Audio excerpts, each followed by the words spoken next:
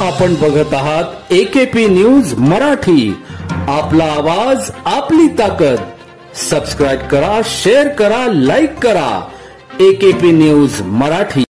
29 जुलै 2024 रोजी दुपारी 1 वाजेच्या सुमारास सागर नंदू चौधरी यांना कंपनीची रोख रक्कम 7,53,416 रुपये भरवायचे होते.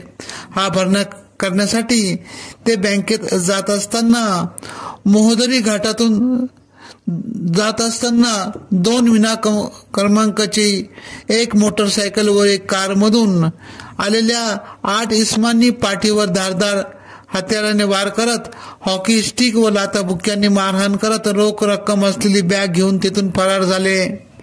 त्यांचा तपास स्थानिक गुन्हे शाखा व सिन्नर पोलिसांनी केला व 8 आरोपितांना ताब्यात घेत त्यांच्याकडून 7,79,000 रुपये, मोटरसायकल व कार हस्तगत केली. अमोल ओडेकर, शुभम पवार, महेश पठारे, गौरव भवर, सागर चव्हाण, प्रसाद गायकवाड, गणेश गायकवाड, सुरेश पाकळ अशी आरोपितांची नावे आहे.